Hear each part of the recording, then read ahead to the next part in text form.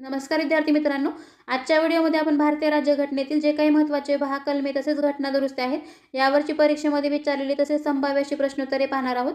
हे जे प्रश्न आहेत ते परीक्षा ऑनलाईन असो किंवा ऑफलाईन असो सर्वच परीक्षेसाठी उपयुक्त असणार आहे। त्यामुळे तुम्ही हा जर व्हिडिओ शेवटपर्यंत पाहिलात तर तुम्हाला येणाऱ्या परीक्षेमध्ये याचा नक्कीच फायदा होणार आहे। ठीक आहे, तर बघा व्हिडिओच्या सुरुवातीला आपण घटना दुरुस्ती आणि भाग याच्यावरचे प्रश्न कमी असल्याने ते सुरुवातीला घेतलेले आहेत आणि बाकीचे जे सगळे प्रश्न आहेत ते कलमावरचे आहेत, त्यामुळे ते आपण याच्या नंतर घेतलेले। ठीक आहे, तर चला तर मग आपण व्हिडिओला सुरुवात करूया। तर बघा जवळपास 70 ते 72 प्रश्न आहेत, तर व्हिडिओ तुम्ही शेवटपर्यंत पाहायचा आहे। ठीक आहे, तर पहिला प्रश्न आहे आजच्या व्हिडिओचा, भारतीय राज्यघटनेतील कोणत्या घटना दुरुस्तीनुसार पंचायत राजला घटनात्मक दर्जा देण्यात आला आहे?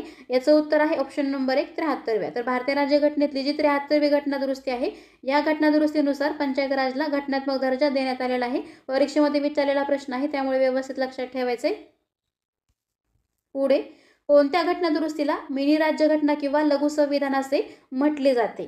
तर याचं उत्तर आहे ऑप्शन नंबर 3 42वी। तर 1976 ची कधीची घटना दुरुस्ती आहे? 42वी। तर 1976 ची आहे। तर या 1976च्या 42वी जी घटना दुरुस्ती आहे या घटना दुरुस्तीला मिनी राज्यघटना किंवा लघु संविधान असं म्हटलं जातं। पुढे, कोणत्या घटना दुरुस्तीनुसार संपत्तीचा जो हक्क आहे तो मूलभूत हक्कामधून वगळण्यात आला? तर याचं उत्तर आहे ऑप्शन नंबर 2 44वी। तर 44वी घटना दुरुस्ती कधीची आहे? तर ती आहे 1978 ची। तर 1978च्या 44वी या घटना दुरुस्तीनुसार संपत्तीचा जो हक्क आहे तो मूलभूत हक्कामधून वगळण्यात आलेला आहे, लक्षात ठेवायचे। पुढे, संविधानाच्या कोणत्या घटना दुरुस्तीनुसार मतदाराचे जे वय आहे ते 21 वरून 18 वर्ष करण्यात आलेलं आहे? तर कोणत्या घटना दुरुस्तीनुसार? तर याचं उत्तर आहे ऑप्शन नंबर 4 61वी। तर बघा 1988 ची जी 61वी घटना दुरुस्ती आहे या घटना दुरुस्तीनुसार मतदाराचं जे वय आहे ते 21 वरून 18 वर्ष करण्यात आलेलं आहे। पुढे, भारतीय राज्यघटनेच्या सरनाम्यामध्ये धर्मनिरपेक्ष व समाजवादी हे शब्द कोणत्या घटना दुरुस्ती अन्वये समाविष्ट करण्यात आले? सर्व पर्याय व्यवस्थित पाहायचे आहेत। तर याचं उत्तर आहे ऑप्शन नंबर 2 42वी घटना दुरुस्ती कायदा 1976। म्हणजे बघा 1976 ची जी 42वी घटना दुरुस्ती आहे या 42वी घटना दुरुस्ती कायदा अन्वये किंवा या 42व्या घटना दुरुस्तीनुसार धर्मनिरपेक्ष, समाजवादी तसेच एकात्मता, धर्मनिरपेक्ष, समाजवादी तसेच एकात्मता म्हणजेच अखंडता, तर हे जे 3 शब्द आहेत धर्मनिरपेक्ष, समाजवादी आणि एकात्मता, हे जे 3 शब्द आहेत ते कोणत्या घटना दुरुस्तीनुसार भारतीय राज्यघटनेच्या सरनाम्यामध्ये समाविष्ट करण्यात आलेले आहेत? तर ते 1976च्या 42व्या घटना दुरुस्तीनुसार समाविष्ट करण्यात आलेले आहेत। तर हे तीनही शब्द आपल्याला व्यवस्थित लक्षात ठेवायचे आहे। ठीक आहे, पुढचा प्रश्न, संविधानातील कोणत्या घटना दुरुस्तीनुसार 10 मूलभूत कर्तव्याचा समावेश करण्यात आलेला आहे? तर 10 मूलभूत कर्तव्यांचा समावेश म्हटलेला आहे, कोणत्या घटना दुरुस्तीनुसार करण्यात आलेला आहे? तर याचं उत्तर आहे ऑप्शन नंबर 2 42वी। 42वी घटना दुरुस्ती म्हटलं की लक्षात ठेवायचे ती कधीची आहे? तर 1976 ची। आणि 44वी घटना दुरुस्ती म्हटलं की लक्षात ठेवायचे ती कधीची आहे? तर 1978 ची। तर या 1976च्या 42वी जी घटना दुरुस्ती आहे या घटना दुरुस्तीनुसार 10 मूलभूत कर्तव्यांचा जो समावेश आहे तो संविधानामध्ये करण्यात आलेला आहे। कोणत्या समितीच्या शिफारशीनुसार या 10 मूलभूत कर्तव्याचा समावेश करण्यात आलेला आहे असं जर विचारलं तर ती समिती आहे स्वर्णसिंग समिती। हा सुद्धा प्रश्न परीक्षेमध्ये विचारलेला आहे, त्यामुळे समितीचं नाव सुद्धा लक्षात ठेवायचं आहे। घटना दुरुस्ती जर म्हटलं तर 1976 ची 42वी घटना दुरुस्ती आहे या घटना दुरुस्तीनुसार 10 मूलभूत कर्तव्याचा समावेश संविधानामध्ये करण्यात आलेला आहे। आणि समिती जर विचारलं तर समिती आहे स्वर्णसिंग समिती। तर या स्वर्णसिंग समितीच्या शिफारशीनुसार या 10 मूलभूत कर्तव्याचा समावेश या संविधानामध्ये करण्यात आलेला आहे। ठीक आहे, पुढचा प्रश्न, भारतीय राज्यघटनेतील कोणत्या घटना दुरुस्तीनुसार 11वे मूलभूत कर्तव्य समाविष्ट करण्यात आलेले आहे? बघा मागच्या प्रश्नामध्ये आपल्याला 10 मूलभूत कर्तव्य कोणत्या घटना दुरुस्तीनुसार समाविष्ट करण्यात आलेले आहे असं विचारलं होतं। या ठिकाणी 11वे मूलभूत कर्तव्य कोणत्या घटना दुरुस्तीनुसार समाविष्ट करण्यात आले आहे असं विचारले? तर याचं उत्तर आहे ऑप्शन नंबर 3। तर 86वी घटना दुरुस्ती 2002, म्हणजे 2002 ची जी 86वी घटना दुरुस्ती आहे या घटना दुरुस्तीनुसार 11वं जे मूलभूत कर्तव्य आहे ते भारतीय राज्यघटनेमध्ये किंवा संविधानामध्ये समाविष्ट करण्यात आलेलं आहे, लक्षात ठेवायचं आहे। म्हणजे सध्या आपली जी मूलभूत कर्तव्य आहे संविधानामध्ये ती किती आहेत? तर टोटल 11 आहेत. लक्षात ठेवायचे 10 मूलभूत कर्तव्ये जे आहेत 1976च्या 42व्या घटनादुरुस्तीनुसार सुवर्णसिंग समितीच्या शिफारशीनुसार समाविष्ट करण्यात आलेले आहे आणि 11वे जे मूलभूत कर्तव्य आहे ते 2002च्या 86व्या घटनादुरुस्तीनुसार संविधानामध्ये समाविष्ट करण्यात आलेलं आहे. तर हे दोन्हीही आपल्याला व्यवस्थित लक्षात ठेवायचं आहे. आणि सध्या जर आपल्याला विचारलं की भारतीय राज्यघटनेमध्ये एकूण मूलभूत कर्तव्ये किती आहेत तर ती आहेत 11. हे सुद्धा व्यवस्थित लक्षात ठेवायचं आहे. ठीक आहे. पुढे संविधानातील कोणत्या घटनादुरुस्तीनुसार पक्षांतरबंदी कायदा करण्यात आलेला आहे? पक्षांतरबंदी कायदा कोणत्या घटनादुरुस्तीनुसार करण्यात आलेला आहे? तर याचं उत्तर आहे ऑप्शन नंबर 1 52वी घटनादुरुस्ती. तर बघा 1985ची कधीची 52वी घटनादुरुस्ती तर 1985च्या 52व्या घटनादुरुस्तीनुसार पक्षांतरबंदी कायदा करण्यात आलेला आहे. पुढचा प्रश्न 101वी घटनादुरुस्ती कशाशी संबंधित आहे?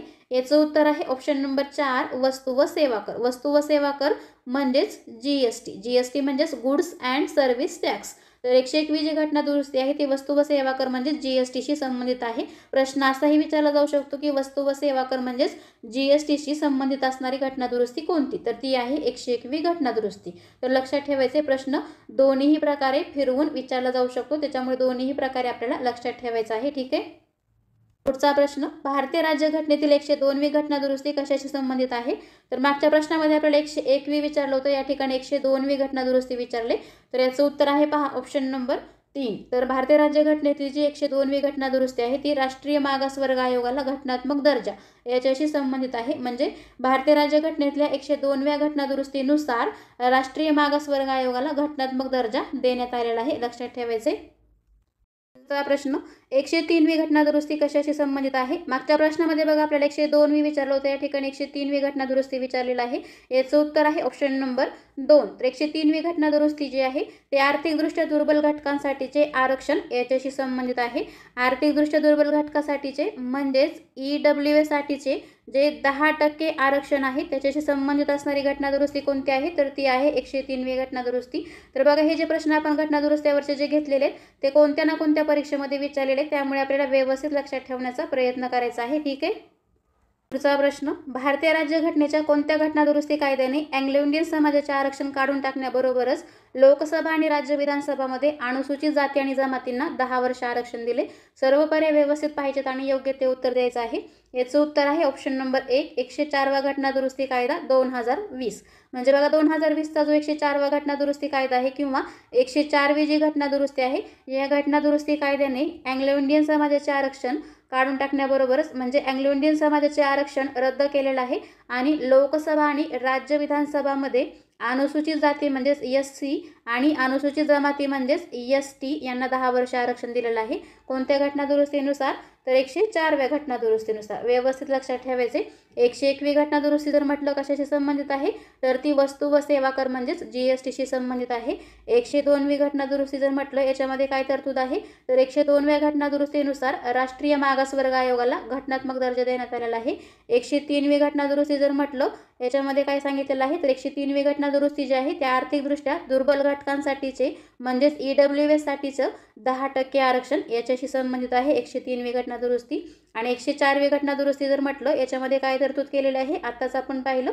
104वी जी घटनादुरुस्ती आहे या घटनादुरुस्ती कायद्याने अँग्लो इंडियन समाजाचं जे आरक्षण आहे ते रद्द केलेलं आहे आणि लोकसभा आणि राज्य विधानसभामध्ये अनुसूचित जाती आणि जमातींना म्हणजेच SC आणि ST यांना 10 वर्षे आरक्षण दिलेलं आहे. तर हे सगळं आपल्याला व्यवस्थित लक्षात ठेवायचं आहे. तुम्हाला जर एकदा लक्षात राहत नसेल तर व्हिडिओ परत पाहायचा आहे आणि लक्षात ठेवण्याचा प्रयत्न करायचा आहे. ठीक आहे.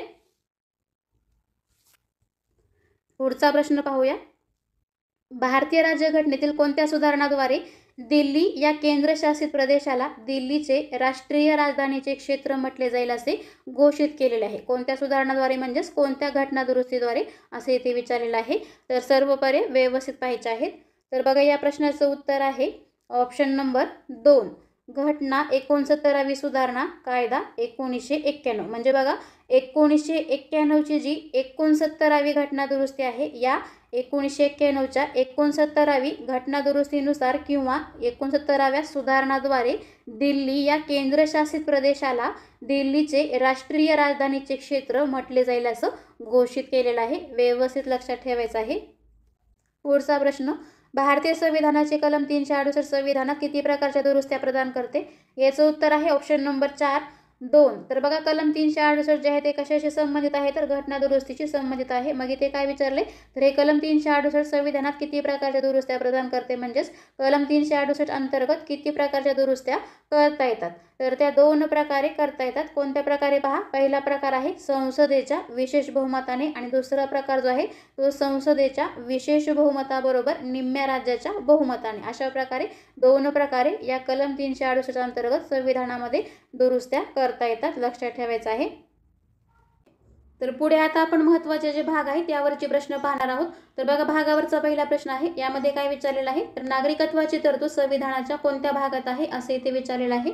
याचं उत्तर आहे ऑप्शन नंबर 1, भाग 2. तर नागरिकत्वाची जी तरतूद आहे ती संविधानाच्या भाग 2 मध्ये आहे. भाग 2 मधील 5 ते 11 या कलमामध्ये नागरिकत्वाची तरतूद केलेली आहे. व्यवस्थित लक्षात ठेवायचं आहे. नागरिकत्वासंबंधीचा भाग जर म्हटलं तर तो आहे भाग 2 आणि कलम जर म्हटलं तर कलम 5 ते 11 यामध्ये नागरिकत्वाची तरतूद केलेली आहे.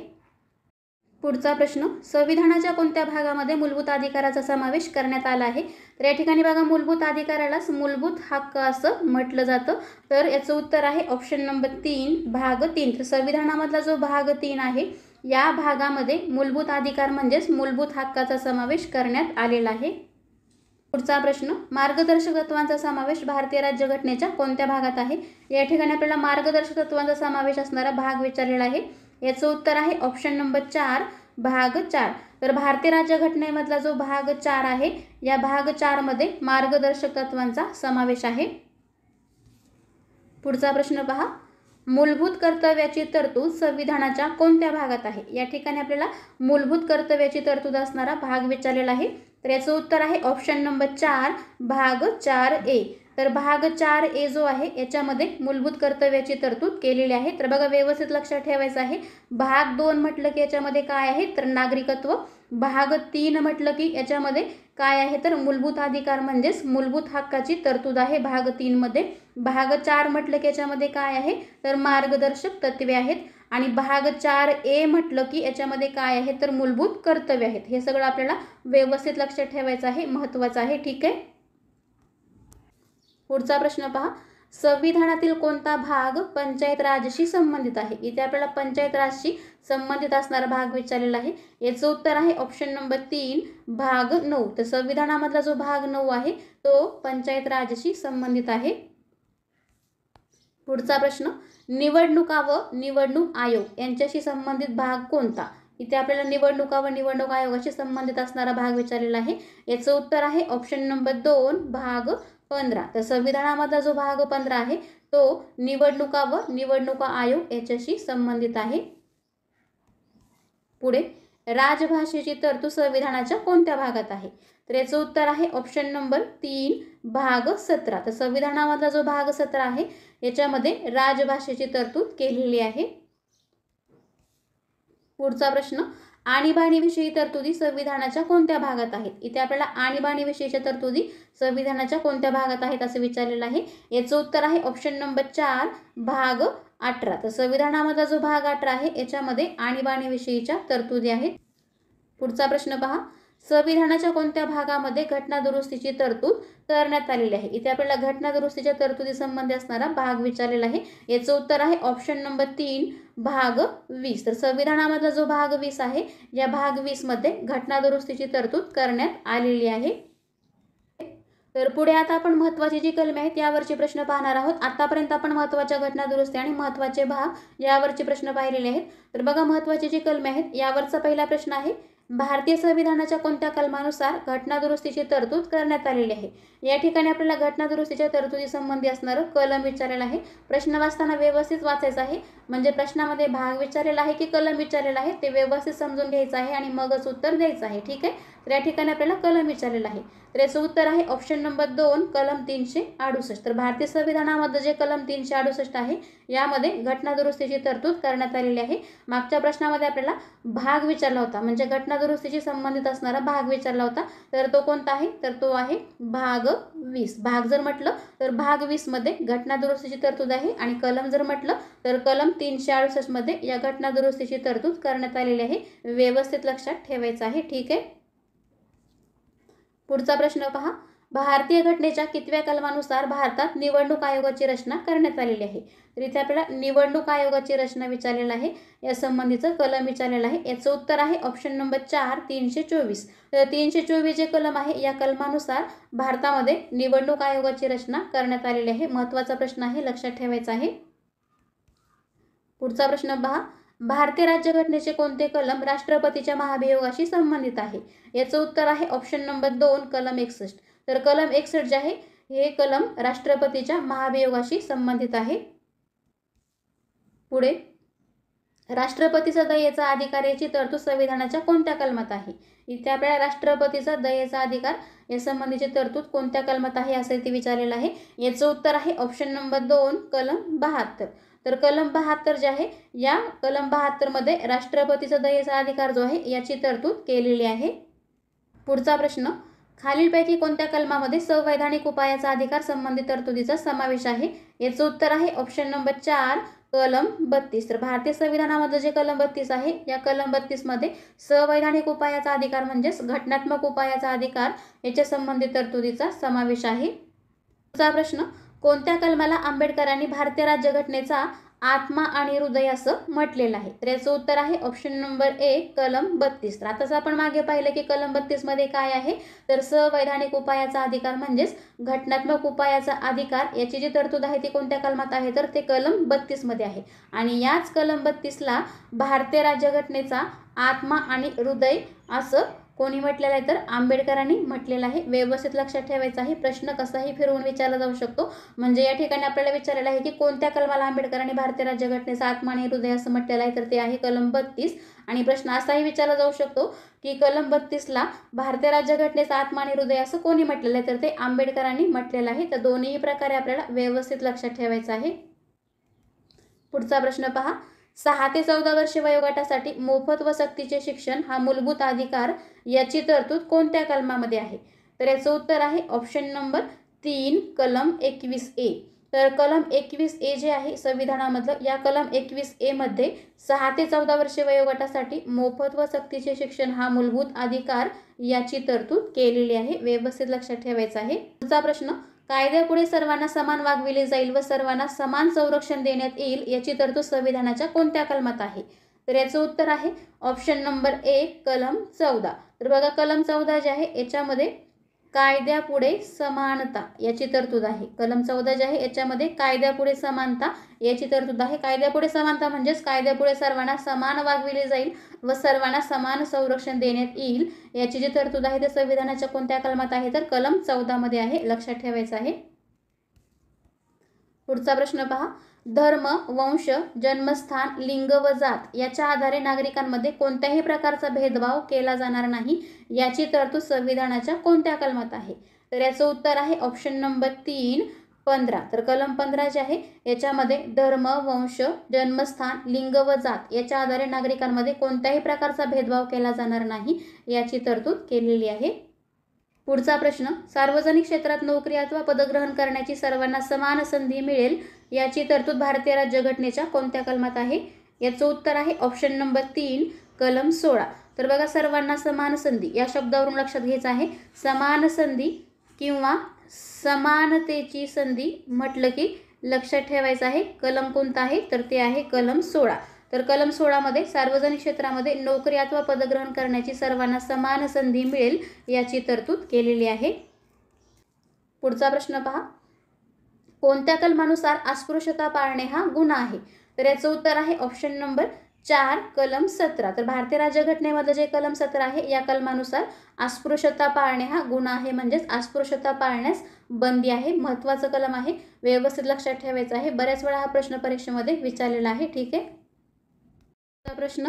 लष्करी आणि शैक्षणिक वगळता शीर्षकांचे उच्चाटन यांच्या संबंधित तरतुदी या संविधानाच्या डॅश अनुच्छेदामध्ये निहित आहेत. याचं उत्तर आहे ऑप्शन नंबर 2 18. तर बघा अनुच्छेद म्हणजेच कलम, तर कलमालाच अनुच्छेद असं म्हटलं जातं, तर लक्षात ठेवायचं आहे. लष्करी आणि शैक्षणिक वगळता शीर्षकांचे उच्चाटन म्हणजेच राज्यसंस्थेमार्फत लष्करी आणि शैक्षणिक मानविशेष वगळता कोणत्याही नागरिकास किंवा परकीय व्यक्तीस कोणताही किताब प्रदान केला जाणार नाही. याच्या संबंधीच्या तरतुदी आहेत त्या संविधानाच्या कोणत्या अनुच्छेदामध्ये किंवा कलमामध्ये निहित आहे, तर त्या कलम 18 मध्ये आहेत. व्यवस्थित लक्षात ठेवायचं आहे. किताब नष्ट करणे किंवा पदव्यांची समाप्ती या संबंधीचं कलम म्हटलं की ते कोणतं आहे, तर ते आहे कलम 18. ठीक आहे. पुढचा प्रश्न, 14 वर्षाखालील मुलामुलींना कारखाने, खाणी व तत्सम धोक्याच्या ठिकाणी कामावर घेण्यास बंदी याची तरतूद भारतीय राज्यघटनेच्या कोणत्या कलमात आहे? याचं उत्तर आहे ऑप्शन नंबर 2 कलम 24. तर बघा 14 वर्षाखालील मुलामुलींना कारखाने, खाणी व तत्सम धोक्याच्या ठिकाणी कामावर घेण्यास बंदी याची जी तरतूद आहे ते भारतीय राज्यघटनेच्या कलम 24 मध्ये आहे. व्यवस्थित लक्षात ठेवायचं आहे. पुढे, समान नागरी कायद्याची तरतूद कोणत्या कलमामध्ये आहे? याचं उत्तर आहे ऑप्शन नंबर 2 कलम 44. तर कलम 44 जे आहे याच्यामध्ये समान नागरी कायद्याची तरतूद केलेली आहे.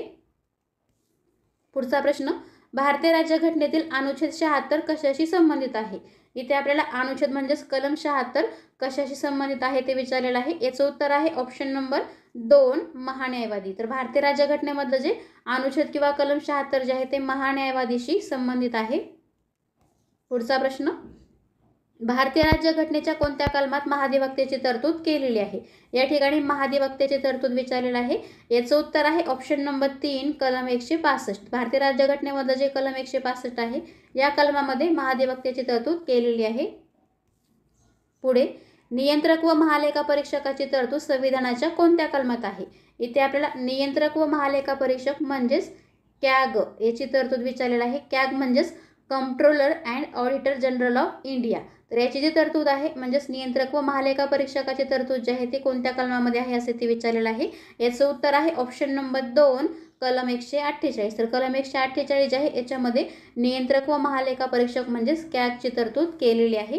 कलम 76 म्हटलं की लक्षात ठेवायचं महान्यायवादी, कलम 165 म्हटलं की महाधिवक्ता आणि कलम 148 म्हटलं की नियंत्रक व महालेखा परीक्षक म्हणजेच कॅग. ठीक आहे. पुढचा प्रश्न, भारतीय राज्यघटनेतील कोणत्या कलमानुसार ग्रामपंचायतीची स्थापना करण्यात आलेली आहे? या ठिकाणी ग्रामपंचायतीची स्थापना विचारलेलं आहे. याचं उत्तर आहे ऑप्शन नंबर 3 कलम 40. तर भारतीय राज्यघटनेमधलं जे कलम 40 आहे या कलमानुसार ग्रामपंचायतीची स्थापना करण्यात आलेली आहे. तर बघा लक्षात ठेवायचं आहे, मुंबई ग्रामपंचायत अधिनियम जो आहे तो कितीचा आहे? मुंबई ग्रामपंचायत अधिनियम. तर हा मुंबई ग्रामपंचायत अधिनियम जो आहे तो आहे 1958चा. मग आपल्याला जर असं विचारलं की मुंबई ग्रामपंचायत अधिनियम 1958 मधील कोणत्या कलमानुसार ग्रामपंचायतीची स्थापना करण्यात आलेली आहे, तर ते आहे कलम 5. या मुंबई ग्रामपंचायत अधिनियम 1958 मधील कलम 5 नुसार ग्रामपंचायतीची स्थापना करण्यात आलेली आहे. आणि आपल्याला भारतीय राज्यघटनेमध्ये जर कलम विचारलं तर ते आहे कलम 40. तर या भारतीय राज्यघटनेतील कलम 40 नुसार ग्रामपंचायतीची स्थापना करण्यात आलेली आहे. तर या दोन्ही कलमामधला फरक आपल्याला व्यवस्थित लक्षात ठेवायचा आहे. ठीक आहे. पुढचा प्रश्न, राष्ट्रपतीला वटहुकूम काढण्याचा अधिकार कोणत्या कलमानुसार आहे? याचं उत्तर आहे ऑप्शन नंबर 2 कलम 123. तर कलम 123 जे आहे या कलमानुसार राष्ट्रपतीला वटहुकूम म्हणजेच अध्यादेश काढण्याचा अधिकार आहे. पुढचा प्रश्न, भारतीय संविधानाचे कोणते कलम राज्याच्या राज्यपालाबाबत अध्यादेश म्हणजेच वटहुकूम जारी करण्याबाबत हाताळणी करते? म्हणजे त्या ठिकाणी काय विचारलेलं आहे, तर राज्याच्या राज्यपालाचे वटहुकूम किंवा अध्यादेश काढण्याचे जे अधिकार आहेत ते कोणत्या कलमात आहेत? तर याचं उत्तर आहे ऑप्शन नंबर 2 कलम 213. तर कलम 213 जे आहे हे कलम राज्याच्या राज्यपालाबाबत अध्यादेश म्हणजेच वटहुकूम जारी करण्याबाबत हाताळणी करते. म्हणजेच कलम 213 नुसार राज्याच्या राज्यपालांना अध्यादेश किंवा वटहुकूम काढण्याचा अधिकार आहे. व्यवस्थित लक्षात ठेवायचं आहे. कलम 123 म्हटलं की राष्ट्रपतीचा वटहुकूम किंवा अध्यादेश काढण्याचा अधिकार आणि कलम 213 म्हटलं की राज्याच्या राज्यपालाचा वटहुकूम किंवा अध्यादेश काढण्याचा अधिकार. ठीक आहे. पुढचा प्रश्न, भारतीय संविधानातील कलम 213 अन्वये राज्यात अध्यादेश जाहीर करण्याचा अधिकार खालीलपैकी कोणाकडे आहे? तर बघा मागचाच प्रश्न इथे फिरवून विचारलेला आहे. मागच्या प्रश्नामध्ये आपल्याला कलम विचारलं होतं आणि या ठिकाणी ऑलरेडी कलम दिलेला आहे आणि या कलमानुसार राज्यात अध्यादेश जाहीर करण्याचा अधिकार कोणाकडे आहे असे इथे विचारलेलं आहे. तर याचं उत्तर आहे ऑप्शन नंबर 4 राज्यपाल. आताच आपण मागे पाहिलं की राज्यपालांचा वटहुकूम किंवा अध्यादेश जाहीर करण्याचा अधिकार जो आहे तो कोणत्या कलमानुसार आहे, तर तो कलम 213 नुसार आहे. आणि या ठिकाणी काय विचारलेलं आहे, तर या कलम 213 नुसारच राज्यात अध्यादेश जाहीर करण्याचा अधिकार जो आहे तो कोणाकडे आहे असं इथे विचारलेलं आहे, तर तो राज्यपालाकडे आहे. व्यवस्थित लक्षात ठेवायचं आहे. पुढचा प्रश्न, भारतीय संविधानाचा अनुच्छेद 343(1) म्हणजेच कलम 343(1) जे आहे ते कशाशी संबंधित आहे असे इथे विचारलेलं आहे. तर याचं उत्तर आहे ऑप्शन नंबर 1 अधिकृत भाषा म्हणून हिंदी. तर लक्षात ठेवायचे बघा, केंद्राची कार्यालयीन भाषा किंवा संघराज्याची भाषा याच्या संबंधीचं कलम म्हटलं की ते कोणतं आहे, तर ते आहे कलम 343. आणि या ठिकाणी काय विचारले, तर कलम 343(1) ते कशाशी संबंधित आहे असे ते विचारलेलं आहे, तर ते अधिकृत भाषा म्हणून हिंदी, म्हणजेच हिंदी ही संघराज्याची अधिकृत भाषा असेल अशी तरतूद जी आहे ती कोणत्या कलमात आहे, तर ते आहे कलम 343(1) मध्ये. लक्षात ठेवायचं आहे. पुढचा प्रश्न, भारतीय राज्यघटनेच्या कोणत्या कलमामध्ये मूलभूत अधिकाराचा समावेश करण्यात आला आहे. तर बघा, मूलभूत अधिकार म्हणजेच मूलभूत हक्क. आताच आपण मागे सांगितलेलं आहे. तर या ठिकाणी मूलभूत अधिकार म्हणजे मूलभूत हक्काशी संबंधित असणारं कलम विचारलेलं आहे. याचं उत्तर आहे ऑप्शन नंबर 1 कलम 12 ते 35.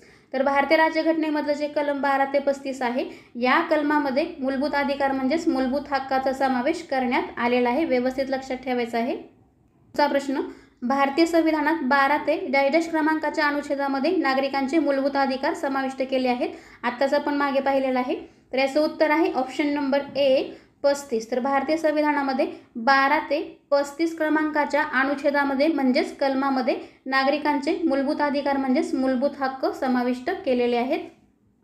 पुढे, भारतीय राज्यघटनेच्या कोणत्या कलमामध्ये मार्गदर्शक तत्वांचा समावेश आहे. या ठिकाणी आपल्याला मार्गदर्शक तत्वांचा समावेश असणारं कलम विचारलेला आहे. तर याचं उत्तर आहे ऑप्शन नंबर 1 कलम 36 ते 51. तर भारतीय राज्यघटनेमधलं जे कलम 36 ते 51 आहे या कलमामध्ये मार्गदर्शक तत्वांचा समावेश आहे. पुढचा प्रश्न, संविधानातील कोणते कलम मूलभूत कर्तव्याशी संबंधित आहे. या ठिकाणी आपल्याला मूलभूत कर्तव्याशी संबंधित असणारं कलम विचारलेलं आहे. याचं उत्तर आहे ऑप्शन नंबर 1 कलम 51(a). तर संविधानामधलं कलम 51(a) जे आहे ते मूलभूत कर्तव्याशी संबंधित आहे. आपल्याला प्रश्न असाही विचारला जाऊ शकतो की कलम 51(a) कशाशी संबंधित आहे, तर ते मूलभूत कर्तव्याशी संबंधित आहे. म्हणजे बघा, प्रश्नामध्ये कलम देऊन त्याच्याशी संबंधित असणारी तरतूद विचारली जाऊ शकते किंवा तरतूद देऊन त्याच्याशी संबंधित असणारं कलम विचारलं जाऊ शकतं. त्यामुळे दोन्ही प्रकारे लक्षात ठेवायचं आहे. मूलभूत कर्तव्याशी संबंधित भाग जर विचारला तर तो आहे भाग 4A. तर या भाग 4A मधील कलम 51(a) जे आहे ते मूलभूत कर्तव्याशी संबंधित आहे. कलम 5 ते 11 मध्ये काय आहे, तर कलम 5 ते 11 मध्ये नागरिकत्व आहे. कलम 12 ते 35 मध्ये काय आहे, तर कलम 12 ते 35 मध्ये मूलभूत हक्क म्हणजेच मूलभूत अधिकार आहेत. कलम 36 ते 51 मध्ये काय आहे, तर कलम 36 ते 51 मध्ये मार्गदर्शक तत्वे आहेत. आणि कलम 51(a) म्हटलं की याच्यामध्ये काय आहे, तर याच्यामध्ये मूलभूत कर्तव्य आहेत. नागरिकत्वाशी संबंधित भाग जर विचारला तर तो आहे भाग 2. तर या भाग 2 मधील कलम 5 ते 11 मध्ये नागरिकत्वाची तरतूद आहे. मूलभूत हक्काशी संबंधित भाग जर विचारला तर तो आहे भाग 3. तर या भाग 3 मधील कलम 12 ते 35 मध्ये मूलभूत हक्क म्हणजेच मूलभूत अधिकाराची तरतूद आहे. मार्गदर्शक तत्वाशी संबंधित भाग जर विचारला तर तो आहे भाग 4. तर या भाग 4 मधील कलम 36 ते 51 मध्ये मार्गदर्शक तत्वाची तरतूद आहे. आणि मूलभूत कर्तव्याशी संबंधित भाग जर विचारला तर तो आहे भाग 4A. आत्ताच आपण पाहिला. तर या भाग 4A मधील कलम 51(a) मध्ये मूलभूत कर्तव्याची तरतूद केलेली आहे. तर बघा, या 4ही तरतुदी अतिशय महत्त्वाच्या आहेत. त्यामुळे या 4ही तरतुदीशी संबंधित असणारे भाग आणि कलमे आपल्याला व्यवस्थित लक्षात ठेवायचे आहेत. ठीक आहे. पुढचा प्रश्न, संविधानाच्या खालीलपैकी कोणत्या अनुच्छेदांतर्गत 2 किंवा अधिक राज्यासाठी एकच व्यक्ती राज्यपाल म्हणून नियुक्त करणे शक्य आहे. याचं उत्तर आहे ऑप्शन नंबर 1 अनुच्छेद 153 म्हणजेच कलम 153. तर बघा, अनुच्छेद किंवा कलम 153 जे आहे ते राज्यपालाशी संबंधित आहे. म्हणजे या कलमामध्ये राज्यपालाची तरतूद केलेली आहे. तर प्रत्येक राज्यासाठी एक राज्यपाल असेल किंवा 2 किंवा अधिक राज्यासाठी एकच व्यक्ती राज्यपाल म्हणून नियुक्त केला जाईल याची जी तरतूद आहे ते कोणत्या कलमामध्ये आहे, तर अनुच्छेद किंवा कलम 153 मध्ये आहे. लक्षात ठेवायचं आहे. पुढे, राज्यपालाची नियुक्ती किंवा नेमणूक याच्याशी संबंधित असणारे कलम कोणते आहे? तर या ठिकाणी आपल्याला राज्यपालाची नियुक्ती किंवा नेमणूक याच्याशी संबंधित असणारं कलम विचारलेलं आहे. तर याचं उत्तर आहे ऑप्शन नंबर 2 कलम 155. तर कलम 155 जे आहे ते राज्यपालाची नियुक्ती किंवा नेमणूक याच्याशी संबंधित आहे. म्हणजे या कलम 155 नुसार राज्यपालाची नियुक्ती किंवा नेमणूक करण्याचा जो अधिकार आहे तो कोणाला आहे? तर राष्ट्रपतीला आहे. लक्षात ठेवायचं आहे. पुढचा प्रश्न, अनुच्छेद 1 मध्ये राज्याच्या राज्यपालाद्वारे शपथ किंवा प्रतिज्ञाकथन संबंधित तरतुदीचा समावेश केला आहे. तर बघा या ठिकाणी आपल्याला राज्याच्या राज्यपालाची शपथ किंवा प्रतिज्ञाकथन यासंबंधी असणारा अनुच्छेद म्हणजेच कलम विचारलेला आहे. तर याचं उत्तर आहे ऑप्शन नंबर 3 159. तर अनुच्छेद किंवा कलम 159 जे आहे याच्यामध्ये राज्याच्या राज्यपालाद्वारे शपथ किंवा प्रतिज्ञाकथन संबंधित तरतुदीचा समावेश केलेला आहे. तर बघा लक्षात ठेवायचे 153 कलम म्हटलं की याच्यामध्ये काय आहे? तर राज्यपालाची तरतूद आहे. म्हणजेच प्रत्येक राज्यासाठी एक राज्यपाल असेल किंवा 2 किंवा अधिक राज्यासाठी एकच व्यक्ती राज्यपाल म्हणून नियुक्त केला जाईल याची जी तरतूद आहे ते कोणत्या कलमात आहे? तर कलम 153 मध्ये आहे. कलम 155 म्हटलं की याच्यामध्ये काय आहे? तर राज्यपालाची नियुक्ती किंवा नेमणूक आहे. म्हणजे या कलम 155 नुसार राज्यपालाची नियुक्ती किंवा नेमणूक करण्याचा जो अधिकार आहे तो कोणाला आहे? तर राष्ट्रपतीला आहे. आणि कलम 159 म्हटलं की याच्यामध्ये काय आहे? तर राज्यपालाची शपथ किंवा प्रतिज्ञा कथन आहे. ठीक आहे. पुढे, राष्ट्रपतीद्वारे शपथ किंवा प्रतिज्ञा कथन संबंधित तरतुदीचा समावेश कोणत्या कलमात केला आहे? मागच्या प्रश्नामध्ये राज्यपालाच्या शपथ किंवा प्रतिज्ञा कथन संबंधित तरतुदीचा समावेश विचारला होता. या ठिकाणी राष्ट्रपतीद्वारे शपथ किंवा प्रतिज्ञा कथन संबंधित तरतुदीचा समावेश कोणत्या कलमात केला आहे असे इथे विचारलेलं आहे. तर याचं उत्तर आहे ऑप्शन नंबर 2 कलम 60. तर कलम 60 जे आहे याच्यामध्ये राष्ट्रपतीद्वारे शपथ किंवा प्रतिज्ञा कथन संबंधित तरतुदीचा समावेश केलेला आहे. पुढचा प्रश्न, भारतीय संविधानातील कोणते कलम राष्ट्रपती पदाच्या कार्यकाळाशी संबंधित आहे? याचं उत्तर आहे ऑप्शन नंबर 4 56. तर भारतीय संविधानामधलं कलम 56 जे आहे ते राष्ट्रपती पदाच्या कार्यकाळाशी संबंधित आहे. पुढे, कोणत्या कलमानुसार राष्ट्रपती सर्वोच्च न्यायालयाचा सल्ला घेऊ शकतात? याचं उत्तर आहे ऑप्शन नंबर 1 कलम 143. तर कलम 143 जे आहे या कलमानुसार राष्ट्रपती सर्वोच्च न्यायालयाचा सल्ला घेऊ शकतात. पुढचा प्रश्न, राष्ट्रीय आणीबाणीची तरतूद कोणत्या कलमात आहे? याचं उत्तर आहे ऑप्शन नंबर 2 कलम 352. तर बघा राष्ट्रीय आणीबाणी म्हणजेच काय? तर देशाला युद्ध, बाह्य आक्रमण तसेच अंतर्गत सशस्त्र बंडखोरीसारख्या धोक्याचा सामना करावा लागल्यास राष्ट्रीय आणीबाणी घोषित करण्याचा अधिकार जो आहे तो कोणाला आहे? तर राष्ट्रपतींना आहे. लक्षात ठेवायचं आहे. कोणत्या कलमानुसार आहे? तर ते कलम 352 नुसार आहे. आपल्याला हे दोन्ही व्यवस्थित लक्षात ठेवायचं आहे. प्रश्न कसाही विचारला जाऊ शकतो. ठीक आहे. चा प्रश्न, राज्य किंवा घटनात्मक आणीबाणीची तरतूद कोणत्या कलमात आहे? याचं उत्तर आहे ऑप्शन नंबर 2 कलम 356. तर बघा राज्य किंवा घटनात्मक आणीबाणीची तरतूद जी आहे ते कलम 356 मध्ये आहे.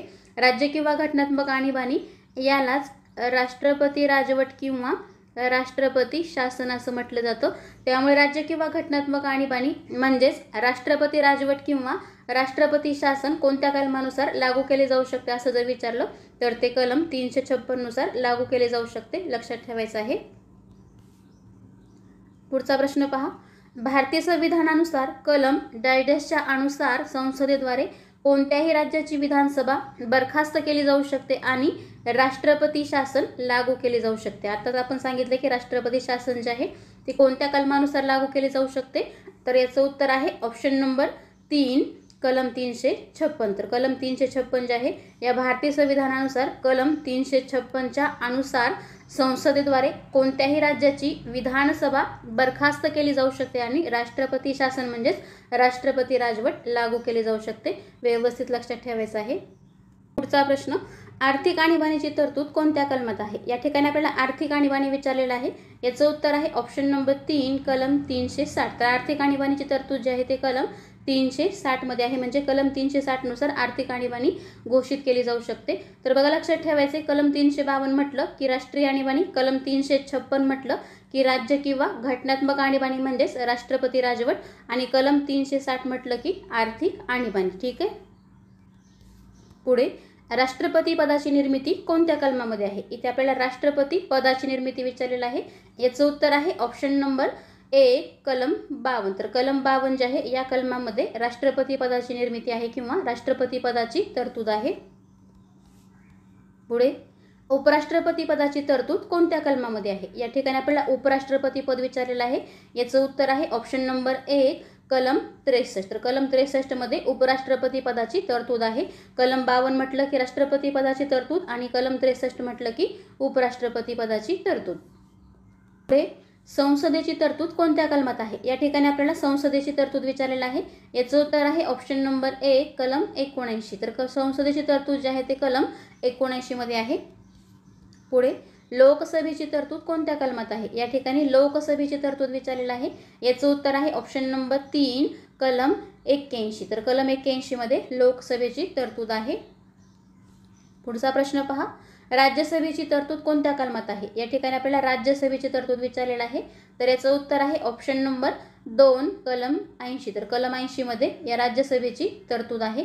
तर लक्षात ठेवायचे बघा, कलम 79 म्हटलं की संसद, कलम 80 म्हटलं की राज्यसभा आणि कलम 81 म्हटलं की लोकसभा. पुढचा प्रश्न पहा, संविधानाच्या कोणत्या कलमामध्ये अर्थविधेयकाची व्याख्या केलेली आहे? अर्थविधेयकाची व्याख्या विचारलेली आहे. याचं उत्तर आहे ऑप्शन नंबर 3 कलम 110.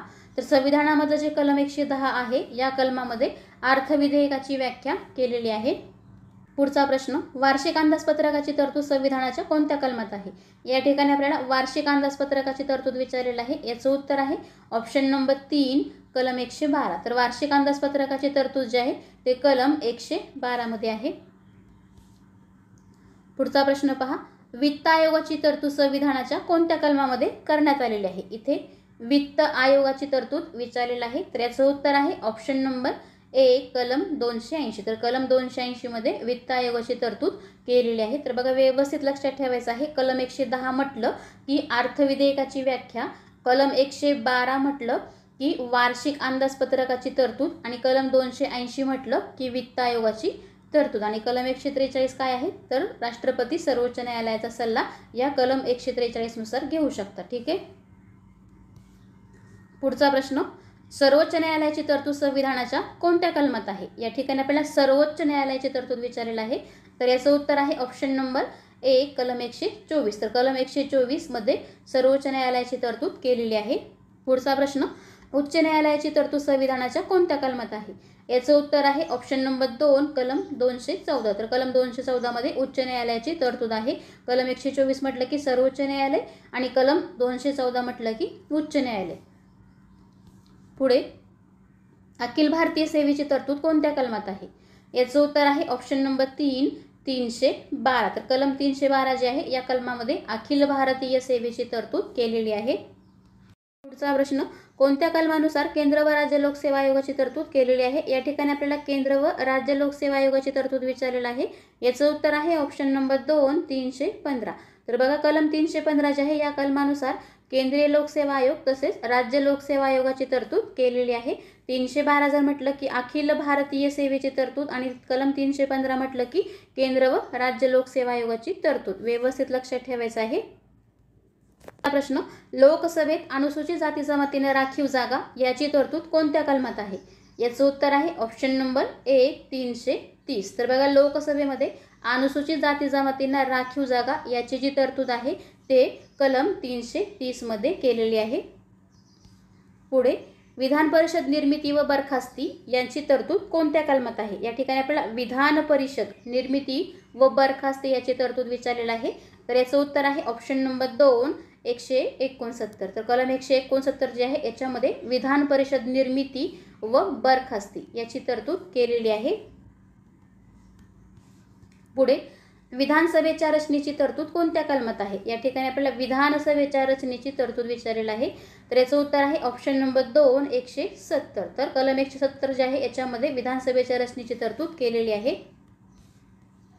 पुढे विधान परिषदेच्या रचनेची तरतूद कोणत्या कलमात आहे? या ठिकाणी विधान परिषदेच्या रचनेची तरतूद विचारलेलं आहे. याचं उत्तर आहे ऑप्शन नंबर 3 171. कलम 171 जे आहे याच्यामध्ये विधान परिषदेच्या रचनेची तरतूद केलेली आहे. तर बघा लक्षात ठेवायचे, कलम 169 म्हटलं की विधान परिषद निर्मिती व बरखास्ती, कलम 170 म्हटलं की विधान सभेच्या रचनेची तरतूद आणि 171 म्हटलं कलम की विधान परिषदेच्या रचनेची तरतूद. फरक आपल्याला व्यवस्थित लक्षात ठेवायचा आहे. पुढे बघा शेवटचे जे 2 प्रश्न आहेत ते आपण परिशिष्टावरचे घेतलेले आहेत, महत्त्वाचे आहेत. तर याच्यामध्ये काय विचारलेलं आहे पहा, केंद्र सूची, राज्य सूची व समवर्ती सूची या 3 सूचींचा समावेश संविधानाच्या कोणत्या परिशिष्टात आहे? या ठिकाणी परिशिष्ट विचारलेलं आहे. याचं उत्तर आहे ऑप्शन नंबर 1 7व्या. तर केंद्र सूची असेल, राज्य सूची असेल, तसेच समवर्ती सूची असेल, या ज्या 3 सूची आहेत त्या तिन्ही सूचींचा समावेश संविधानाच्या 7व्या परिशिष्टात आहे. व्यवस्थित लक्षात ठेवायचं आहे, महत्त्वाचा प्रश्न आहे. पुढे, संविधानाच्या कोणत्या परिशिष्टात अधिकृत 22 भाषांचा समावेश आहे? अधिकृत 22 भाषांचा समावेश असणारं परिशिष्ट विचारलेलं आहे. तर याचं उत्तर आहे ऑप्शन नंबर 2 8व्या. तर संविधानामधलं जे 8वं परिशिष्ट आहे, या 8व्या परिशिष्टामध्ये अधिकृत 22 भाषांचा समावेश आहे. तर हा सुद्धा प्रश्न आपल्याला व्यवस्थित लक्षात ठेवायचा आहे. 7वं परिशिष्ट म्हटलं की त्याच्यामध्ये केंद्र सूची, राज्य सूची आणि समवर्ती सूची या तिन्ही सूचींचा समावेश आहे. आणि 8वं परिशिष्ट म्हटलं की या 8व्या परिशिष्टामध्ये अधिकृत 22 भाषांचा समावेश आहे. ठीक आहे. तर बघा, अशा प्रकारे आजच्या व्हिडिओमध्ये आपण जे काही महत्त्वाच्या घटना दुरुस्त्या, महत्त्वाचे भाग तसेच महत्त्वाची जी कलमे आहेत यावरची परीक्षेमध्ये विचारलेली तसेच संभाव्य अशी प्रश्नोत्तरे पाहिलेली आहेत. जर तुम्हाला हा व्हिडिओ आवडला असेल तर व्हिडिओला लाईक करा, शेअर करा व चॅनलला सबस्क्राईब करा. ठीक आहे. तर आपण इथं थांबूया. भेटूया नेक्स्ट व्हिडिओमध्ये. व्हिडिओ पाहिल्याबद्दल धन्यवाद.